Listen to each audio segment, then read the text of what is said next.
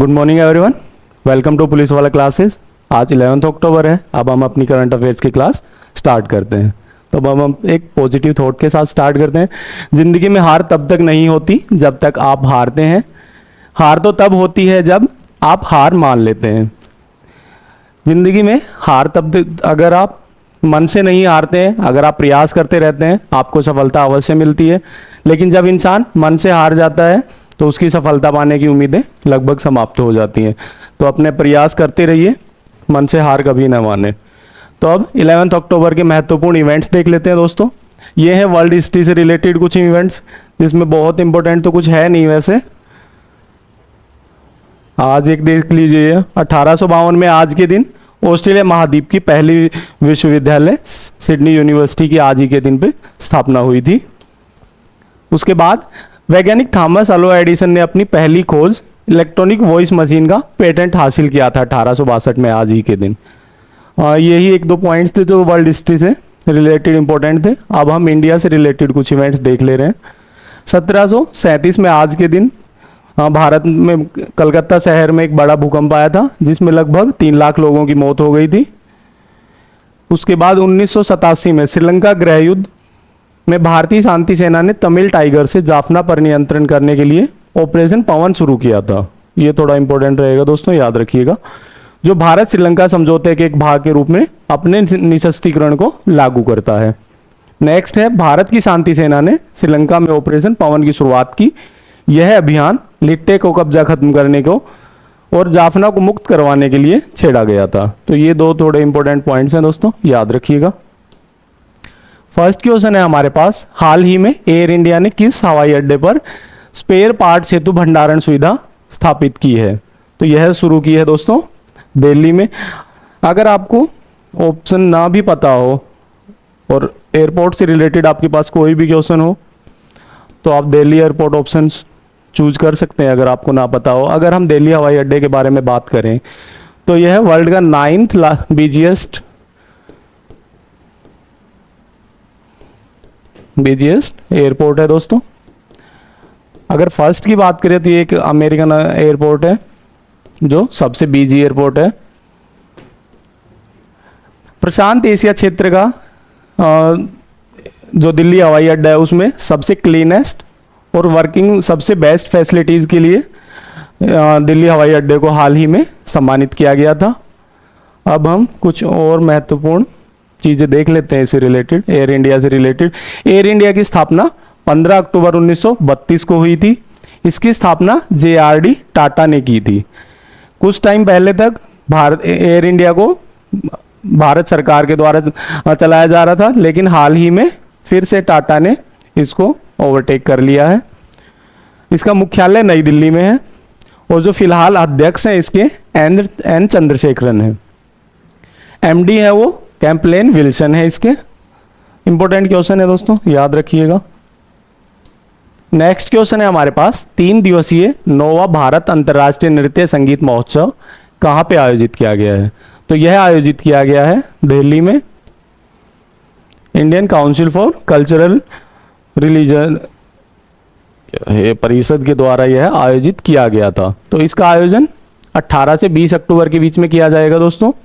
इस महोत्सव में 14 देशों के प्रतिनिधित्व मंडल भाग लेंगे। सुश्री प्रिया वेंकटरमन के नेतृत्व में भारतीय प्रदर्शन समूह द्वारा महोत्सव में विशेष प्रदर्शन देने वाले हैं।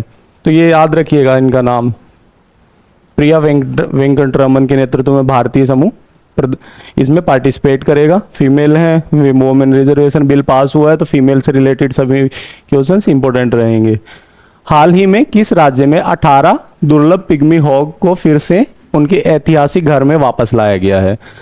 जो पिग्मी हॉग है दोस्तों, ये IUCN की लिस्ट में रेड लिस्ट में है। अगर हम बात करें रेड लिस्ट की, IUCN की रेड लिस्ट,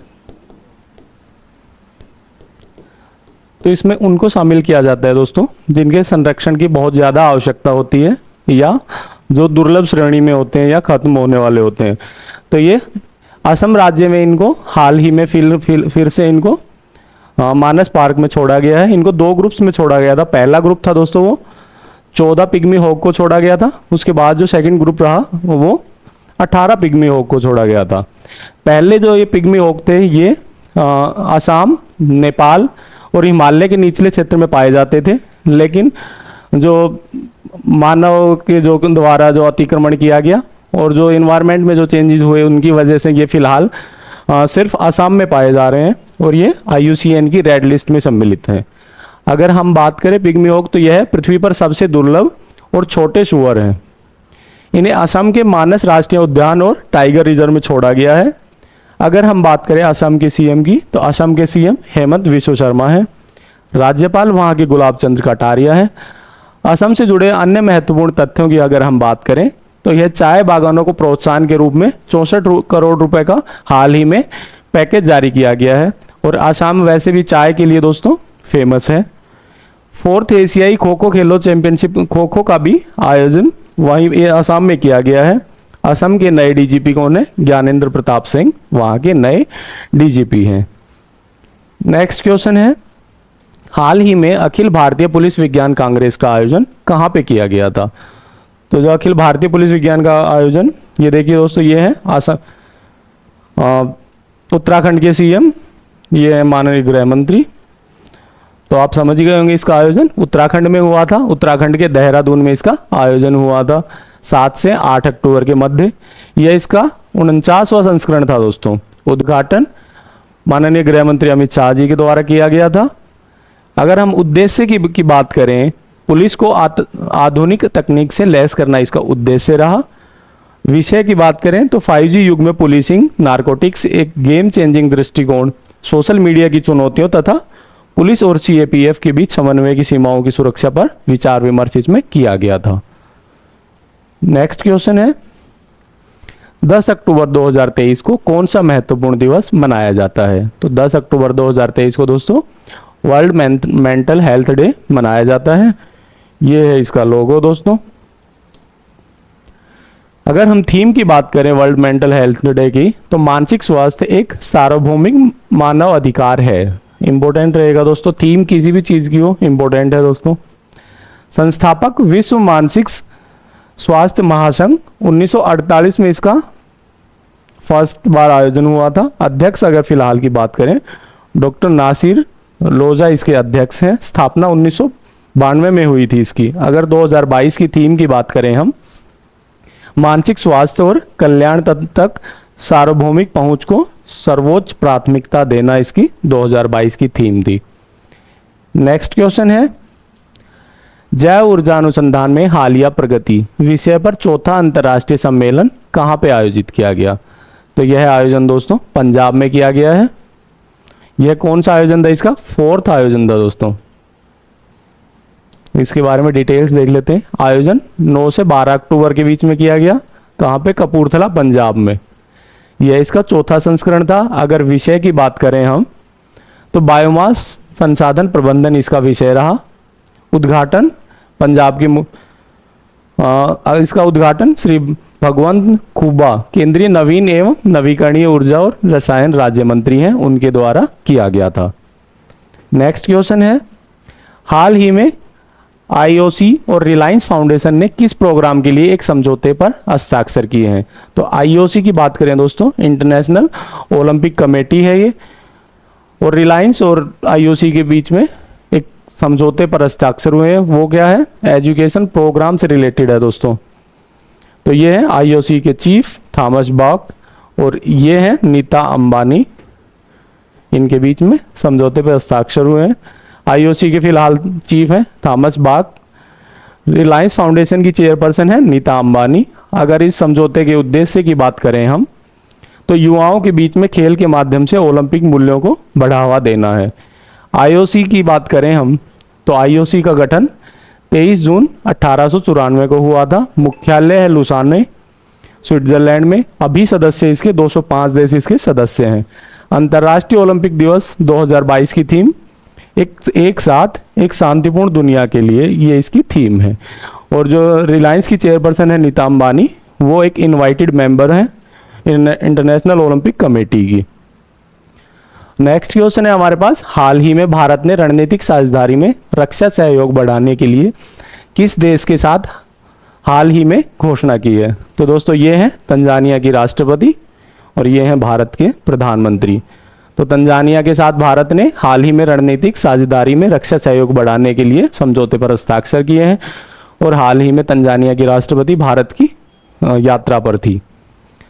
तंजानिया की राजधानी की बात करें तो डोडोमा यहाँ की राजधानी है, राजभाषा वहाँ है स्वाहिली, राष्ट्रपति हैं सामिया सुलूह हसन, यही अभी हाल ही में भारत की यात्रा पर आई थी। प्रधानमंत्री की बात करें तो मिजेंगो पिंडा और मुद्रा तंजीनियाई सेलिंग वहाँ की मुद्रा है। कोई ज़्यादा इंपॉर्टेंट नहीं है, सिर्फ राष्ट्रपति देख लीजिएगा।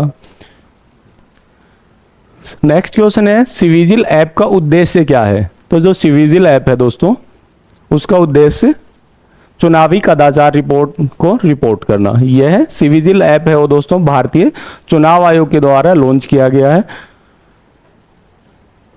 कुछ डिटेल्स देख लेते हैं।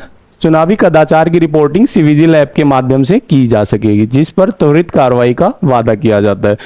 अगर हम बात करें कि इसका फायदे क्या होंगे तो इसके माध्यम से तुरंत शिकायतें हो पाएंगी और हम अपनी शिकायतों को मॉनिटर कर पाएंगे कि उस पर क्या कार्रवाई की जा रही है। अगर हम भारतीय निर्वाचन आयोग की बात करें तो इसका गठन 25 जनवरी 1950 को हुआ था। मुख्यालय है इसका नई दिल्ली। मुख्य चुनाव आयुक्त फिलहाल है राजीव कुमार। अगर हम अनुच्छेद की बात करें जिसको संविधान में चुनाव आयोग का वर्णन है वो है अनुच्छेद 324। नेक्स्ट क्वेश्चन है इजराइल और फिलिस्तीन संघर्ष की ऐतिहासिक उत्पत्ति क्या है दोस्तों। इजराइल और फिलिस्तीन को दोस्तों हम पहले मैप के माध्यम से देख लेते हैं। तो ये है दोस्तों यहां से ये है पूरा इजराइल और जो ये वाला हिस्सा आपको नजर आ रहा है ये है फिलिस्तीन और यहां ये है गाजा पट्टी। इधर लेबनान है। जो गाजा पट्टी है यहां पे हमास का नियंत्रण है दोस्तों। ये फिलिस्तीन है और ये इजराइल। तो अभी हाल ही में हमास ने इजराइल पर अटैक कर दिया था। लगभग 5000 मिसाइल आधे घंटे में दागी गई थी जो इजराइल की एक काफ़ी बड़ा नुकसान हुआ है। लगभग 700 से ज़्यादा लोगों की इजराइल में डेथ हुई है और बताया जा रहा है कि 100 से ज़्यादा लोग हमास के द्वारा किडनैप कर लिए गए हैं। तो अगर हम इस विवाद की शुरुआत की बात करें तो जब फर्स्ट वर्ल्ड वॉर के दौरान जब ऑटोमन साम्राज्य की हार हुई और जब इंग्लैंड उसमें एक विजेता के रूप में उभरा तो उसके पश्चात जो यहूदी लोग थे उन्होंने अपने लिए एक अलग देश बनाने की सोची और इसमें उनकी मदद की गई पश्चिमी देशों के द्वारा। तो पश्चिम देश जब जो ये पहले ऑटोमन साम्राज्य के समय फ़लस्तीन एक देश था लेकिन इजराइल कहीं एग्जिस्ट ही नहीं करता था। कोई इजराइल नाम का कोई देश नहीं था।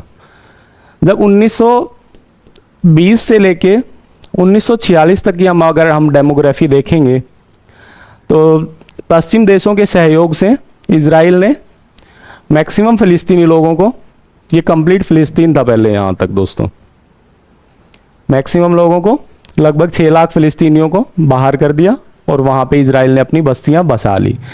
सेकेंड वर्ल्ड वॉर के बाद जब इंग्लैंड उसमें भी अगर विनर देखा जाए तो इंग्लैंड और उसके सहयोगी देश बने लेकिन उनकी अर्थव्यवस्था को काफ़ी नुकसान हुआ था। तो 1948 में जिस पे फ़लस्तीन के ऊपर जिसका कब्जा था वो फ़लस्तीन को छोड़ के चला गया। उसके पश्चात 1970 में जब वैचारिक दृष्टिकोण से अगर हम बात करें फ़लस्तीन के सामने इजराइल के विचार इंटरनेशनल बोर्ड्स पे कमज़ोर पड़ने लगे तो उसने हमास को बढ़ावा दिया। 1970 में इजराइल ने ही, ये मान लीजिए 1970 में इजराइल ने ही हमास का गठन किया था। ये चरमपंथी लोग थे जो फ़लस्तीन के जो नरमपंथी नेता थे उनके अगेंस्ट इनको खड़ा किया गया था इजराइल के द्वारा। 2007 तक छुटपुट घटनाएं लगभग एक इसमें इम्पोर्टेंट रहेगा 6 डे वॉर जो मिस्र के नेतृत्व में हुआ था। लगभग 6 दिन चला था। पश्चिम देशों के सहयोग से इजराइल ने 6 देशों को हरा दिया था इसमें। तो उसके बाद 2007 में इजराइल ने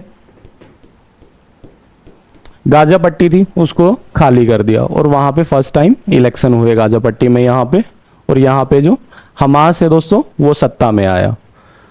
हमास की सत्ता में आने के बाद में उनको सत्ता का मोह मान लीजिए बढ़ता गया और उन्होंने इजराइल से जो इनके जो ये वाला एरिया ये भी खाली करने के लिए बोला इजराइल। तो उसके पश्चात वहाँ पे एक वॉर शुरू हो गया। तो जो अभी ये उसी का रिजल्ट है। इससे रिलेटेड एक इंपॉर्टेंट क्वेश्चन है, अल अक्सा मस्जिद कहाँ पे है दोस्तों? ये पूरा विवाद देखा जाए हाल ही का तो ये रिलेट करता है अल अक्सा मस्जिद से, क्योंकि 2023 के मार्च अप्रैल मंथ में इजरायली सुरक्षा बलों ने अल अक्सा मस्जिद पर अटैक किया था कि वहाँ पे कुछ उनके द्वारा ये बताया गया था कि वहाँ पे कुछ आतंकवादी छुपे हुए थे। अब हमास का यही कहना है कि यह अल अक्सा मस्जिद पर किए गए अटैक का बदला है। तो अब हम ये था कुछ हम यार ब्रीफ में ओपन देख लेते हैं। ओपन ऐसी कार्रवाइयाँ एक सदी से भी अधिक समय से चली आ रही है। इजराइल और फ़लस्तीन संघर्ष मध्य पूर्व में भूमि और राष्ट्रीय पहचान पर एक लंबा विवाद है। इसकी शुरुआत 19वीं सदी के अंत में हुई थी। 1948 में इजराइल के निर्माण के साथ हुई और यह एक क्षेत्रीय विवाद, हिंसा और प्रतिस्पर्धा राष्ट्रीय आकांक्षाओं के कारण आज भी जारी है। अगर हम बात करें इजराइल की तो इजराइल की राजधानी तेल अवीव है। राष्ट्रपति की बात करें वहाँ पे इशार हारगोज हैं। प्रधानमंत्री कहाँ की बता दिया यार, सॉरी ये थोड़ा चेंज कीजिएगा यार। अगर हम राष्ट्रपति की बात करें बेंजामिन नेतन्याहू हैं। अगर हम मुद्रा की बात करें तो वहाँ इजरायली शेकेल वहाँ की मुद्रा है।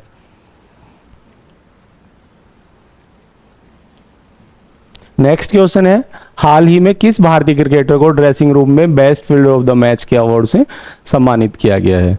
तो यह सम्मानित दोस्तों विराट कोहली को किया गया है। पिक देख के आप समझ ही गए होंगे। इनको हाल ही में ऑस्ट्रेलिया मैच के दौरान, India Australia world cup match के दौरान best fielder of the match के अवार्ड से सम्मानित किया गया। आईसीसी वर्ल्ड कप 2023 का आयोजन भारत में हो रहा है और इसका आयोजन 5 अक्टूबर से 19 नवंबर 2023 के मध्य किया जाएगा।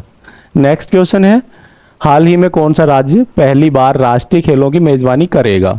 तो राष्ट्रीय खेलों की मेजबानी पहली बार गोवा के द्वारा की जाएगी दोस्तों। इनका आयोजन 25 अक्टूबर से 9 नवंबर के मध्य किया जाएगा। कहाँ पे? गोवा में। अगर राष्ट्रीय खेलों की बात करें तो यह राष्ट्रीय खेलों का 37वां संस्करण है। आयोजक है भारतीय ओलंपिक संघ। पहली बार अगर राष्ट्रीय खेलों का आयोजन की बात की जाए तो 1924 में किए गए थे, जो एक अविभाजित भारत था उस टाइम, और ये लाहौर में आयोजित किए गए थे। नेशनल खेल सिद्धांत अगर हम बात करें इनकी तो सेट प्ले है। मुख्यालय नई दिल्ली में है और शुरुआत 1920 में की गई थी इनकी। निंदा से घबराकर अपने लक्ष्य को ना छोड़ें, क्योंकि लक्ष्य मिलते ही निंदा करने वाली की राय आपके बारे में बदल जाती है। तो ये था आपका एंडिंग थॉट। तो thank you for watching. Thank you very much.